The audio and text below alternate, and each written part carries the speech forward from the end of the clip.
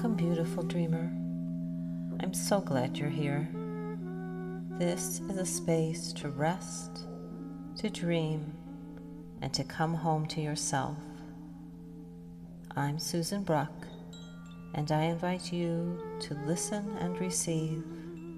Simply let the sound, story, and stillness carry you into deeper peace.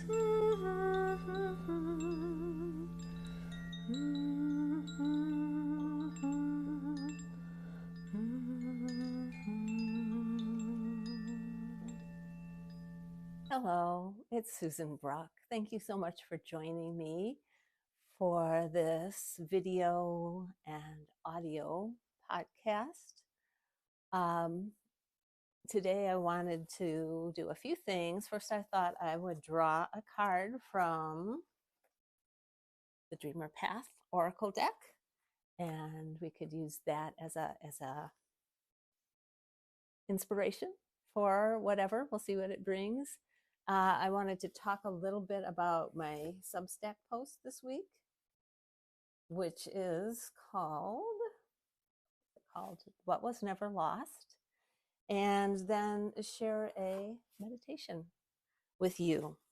So let's begin. I am just going to randomly pick a card. It is number 35. Protector of sound. And if you can't see it, if you're just listening, it shows a giant gong surrounded by stars with an angel with a mallet. Protector of sound. And let's see what I wrote about it in my guidebook. Protector of sound. That's the original. That's the original black and white drawing there. The great cosmic gong resounds, carrying the echoes of creation through galaxies and heartbeats. Archangel Sandalphon, guardian of harmony, bridge between heaven and earth. Your robe is woven of song, your wings formed of light. Let your sacred music encircle us, shielding us from harshness and attuning us to the true frequency of our soul. Protect the voices of the earth, songbirds, whales, whispering grasses, and mice, the murmured prayers of humankind. Angel, hold us all in the boundless cord of belonging. So, yeah, the boundless cord of belonging. It's so easy these days to feel separated from ourselves and to feel lost from ourselves and in the world. I'm just looking. I wanted to share some of my. I'm not going to read you the Substack post, but I just wanted to share some of the thoughts. So I'm just looking at it. You can look at it too, but not right now. So not too long ago, I was cleaning out. I was just doing a deep clean and getting rid of tons of stuff in my house. And I came across this drawing that I made when I was like maybe 8 or 9 years old. So like 60 years ago. Crazy. It's faded. Some of the things are like, I can't even tell what they were, but it's a drawing of a girl sitting in the mountains with a cabin nearby, petting a cat, and there's a waterfall and a pond and lots of flowers and trees. I remember, I don't remember like the date or anything, but I remember drawing it and just dreaming that I could have a life like that. And it's kind of funny now that I find myself living not in a hideaway in the mountains, but I'm living in the foothills of the Rocky Mountains. And some of the things in that picture are not so different than in that drawing. I did a meditation and I um, visited that place in the drawing and found, besides what I saw in the drawing, there was also a weeping willow tree. I have always loved weeping willow trees, and there are many around here. Um, and there was also a well, which doesn't, yes, and a kitty, um, which doesn't come into the meditation too much, except that I saw it, and I think maybe I'll be revisiting that. Um, but the willow, the spirit of the willow, came to me, and she didn't really talk to me exactly, but she just held me in this loving, healing presence, and I just felt loved and accepted. And then she sat down at a loom, and there was places where the weaving was frayed, and so she was repairing the weaving, which was the fabric of my life, basically. Um, it was very lovely, and I think a lot of that went back to that time where I did that drawing when I was 8 or 9 years old, because I had a dream about being that age too this week, where I was playing my clarinet, and just I felt so sad. Not the me playing the clarinet, but the me watching that I didn't have that anymore. But I realized that what I missed was this connection to the music. So it's interesting that I drew this card, Protector of Sound, this connection to something bigger than myself, to being carried by the music. And I also remembered just something I had not remembered, I don't know, for years. Why would I? Of this one day when I was right around that same age, when I was drawing on my little brother Andrew's foot. I had this, I, I drew like a cornfield, because like I knew my mom had these corn plasters. I didn't really know what it was, but I drew a cornfield, and we both thought it was really hilarious. My mom was angry. She did not find it the least bit amusing, and she told me that I might be poisoning my brother, but he seems fine. He seemed fine then. He seems fine now. And so all of this kind of tied us into with um, the pain body. I was rereading Eckhart Tolle from The Power of Now, um, how he describes the pain body. I'm just going to read it to you. Every emotional pain that you experience leaves behind a residue of pain that lives on in you. It merges with the pain from the past and becomes lodged in your mind and body. This, of course, includes the pain you suffered as a child caused by the unconsciousness of the world into which you were born. And it becomes kind of a separate being, a second self, but it disguises itself as us. And so we often don't really realize that it's not us. It's just so familiar, to me at least. It's been so familiar that like not having it sometimes feels odd, not not carrying that anxiety or grief or self-doubt or not enoughness. So so kind of going back, but I'm going back and picking up some of those threads that I let go, where those the things about myself, not that I need to draw cornfields on my foot or anybody's foot, but that sort of just wacky, free, wild sense of humor. Yeah, I feel like I can reclaim it, at least some of the time, and just begin to see more clearly, like how in my body I feel it. Like when I get stressed, it's just like I feel it in my jaw and I drew a picture which you can see if you look at my Substack post of my pain body, and it's just very distorted and very um, busy. At least that's how it looks to me. Um, so yeah, but then when I can see it, I can make a different choice, and I can love it, and I can let it be, but not mistake it for my true self. Um, So that brings us to the relish. As I was writing in my morning pages, as I was coming to the end, I wrote, I don't even remember what this sentence was exactly, but it had the word relish in it, not relish as in pickle relish, although it always kind of has that image of the bright green little shiny squares.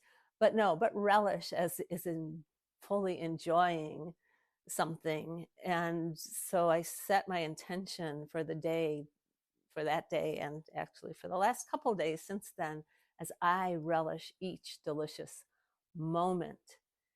And it just makes me feel so happy. So I brought that into my meditation as kind of an affirmation, and it was fun and playful. And not, meditation can be so many things, but I tend to think that it needs to be serious and heavy, and this is something that I must do and it is hard.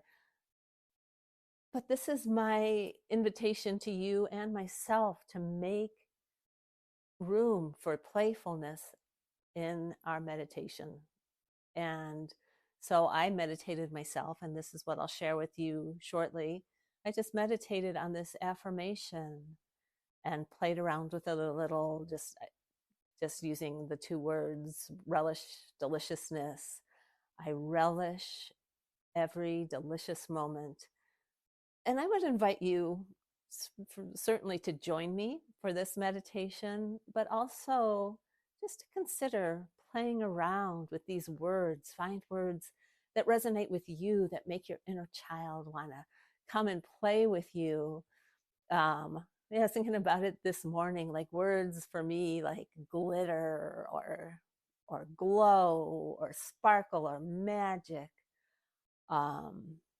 wonder. And so I've been bringing those more into my meditation, because meditation, it can be playful as well as any number of things, but the playful tends to get left behind both in meditation and in life. So it's a way of, for me, of picking back up that part, that joyful, playful, silly, occasionally inappropriate. I don't know. I think if my kids drew on each other's feet, I would have thought it was funny. Um, but who knows? It didn't happen that way. So as we get ready to meditate, I just want to give you a little reminder, perhaps, or if you're new, just to give you some instructions on how I see meditation. So you can meditate sitting, you can meditate laying down, you can meditate standing, walking, although it can be harder to focus on a meditation that way. But if you want, you can do it. And you want to be upright, but you want to be comfortable. So I'm sitting on a meditation cushion right now, and as we get into the meditation, I will probably move my legs around because they get tired of sitting cross-legged sometimes. So you want to sit up, but it's fine to have a support behind your back. Put your hands wherever they feel comfortable, on your legs, beside you. You can put them on your heart or your belly. Oops, there's my belly down there somewhere. Yeah, the being easy is and comfortable is more important than being perfectly straight and rigid. We're letting go of this, what Sura calls like this masculine picture of meditation, where it's very rigid and it has to be done exactly right. And so I want to give you permission, and I continually give myself permission to do it what feels right, and to trust myself, and to not think, as I have for so many things in my life, that there's a right way to do it, and whatever that right way is, I am not doing it right. So let that one go as best you can. and be comfortable. You can meditate with your eyes closed if you like, or with your eyes, like with your gaze softened. And sometimes I find, although for years I always meditated with my eyes closed, that sometimes if I find my attention wandering, if I open my eyes with a soft gaze and either just like look down or look around a little bit, it helps me to bring back my focus. So play around with all of that. It's all an invitation to play. So, all of that said, I invite you to find a comfortable meditation position, whatever that might be for you. And if you need to adjust as we go along, please do. I can assure you that I will also be adjusting my position. So, comfortable. If you need to stretch a little bit or have a sip of water before you start, go ahead and do that, or shake your hands, whatever you need to do to get your body a little bit more comfortable. And then find your comfortable position and let your eyes close or relax. And we will begin with 3 heart breaths, focusing on your heart center with a hand or hands there or not. We'll take 3 breaths together, in and out through your nose. Breathe in peace. Breathe out peace. Breathe in peace. Breathe out peace. Breathe in peace. Breathe out peace. And now, to help us settle into our bodies and breath a little more, next we will count our breaths from 10 down to 1. I'll guide you through this first round, but feel free to breathe at your own comfortable pace. Inhale, 10. Exhale, 10. Inhale, 9. Exhale, 9. Inhale, 8. Exhale, 8. Inhale, 7.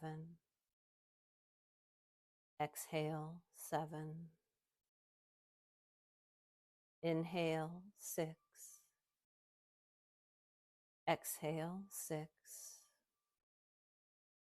Inhale, 5.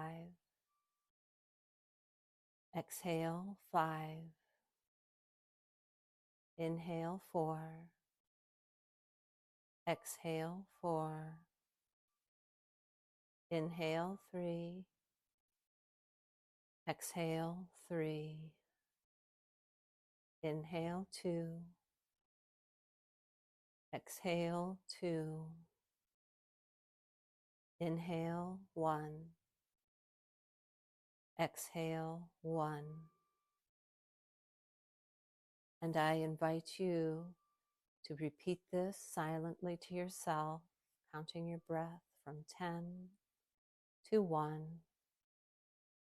and going back to 10 again if you finish before I do.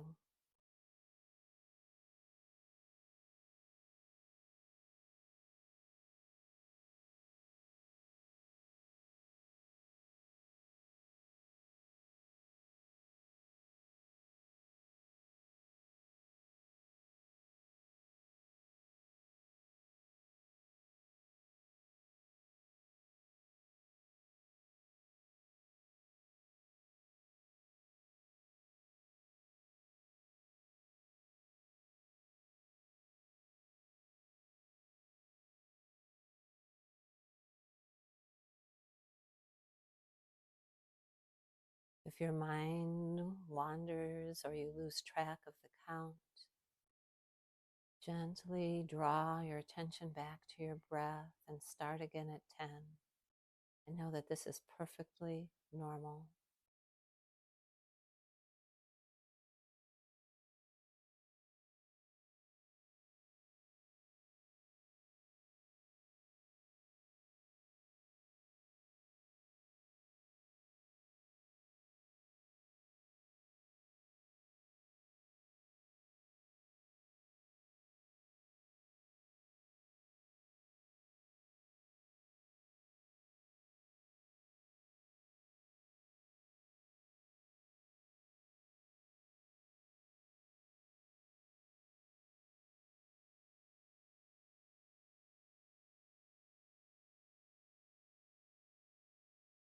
Now let go of the counting,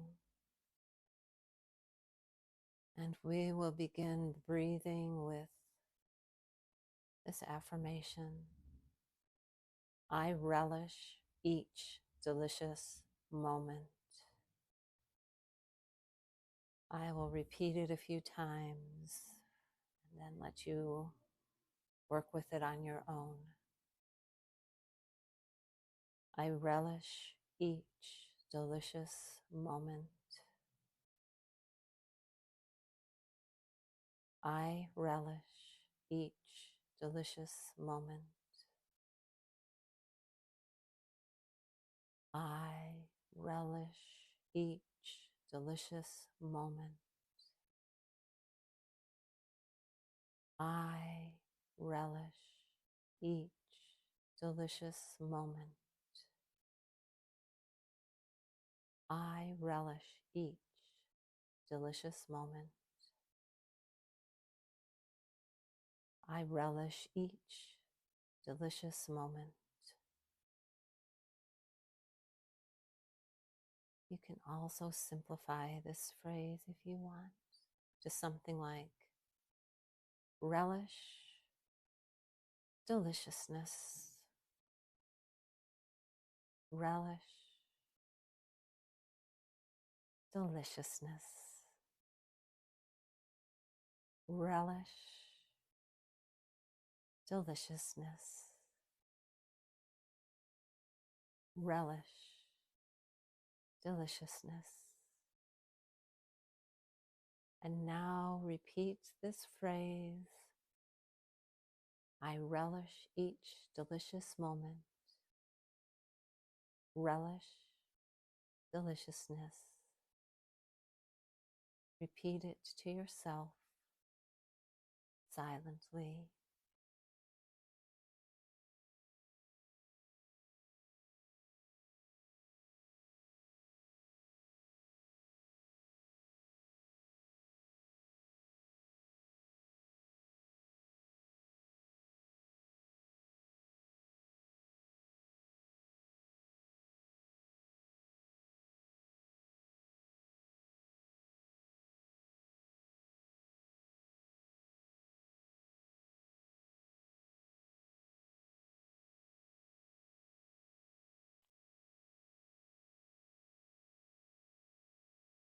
And again, if your mind wanders, gently bring your attention back to your breath. I relish each delicious moment. Relish each breath.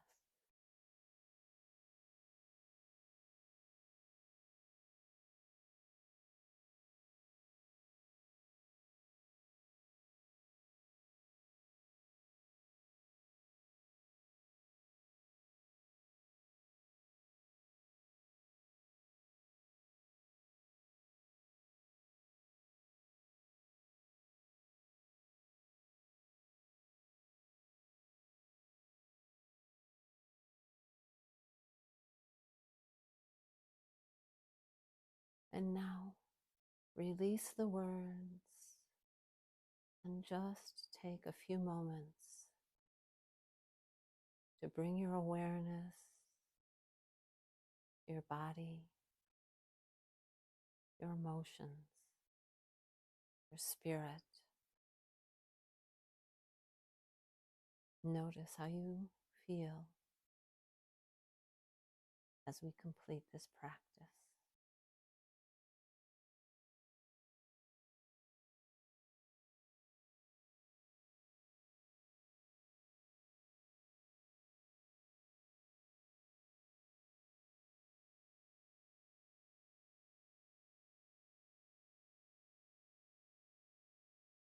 And we will finish our meditation as we began with 3 heart breaths, focusing on your heart center. Breathe in peace. Breathe out peace. Breathe in peace. Breathe out peace. Breathe in peace. Breathe out peace.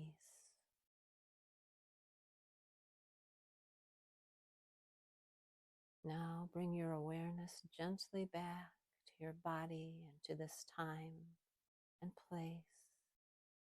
You can wiggle your fingers and toes if you like. Stretch. Allow your eyes to open when you're ready. Thank you so much for practicing with me.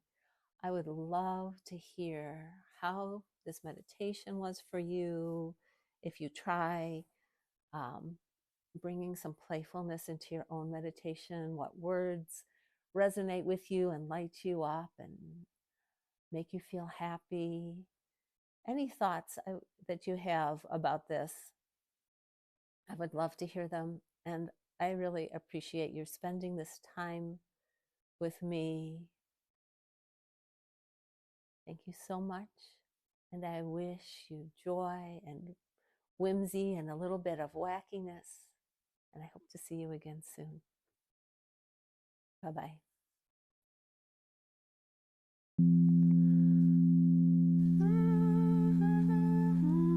Thank you so much for listening to the Beautiful Dreamer Society podcast. Until next time, this is Susan Bruck, and I wish you healing rest, sweet dreams, and deep peace.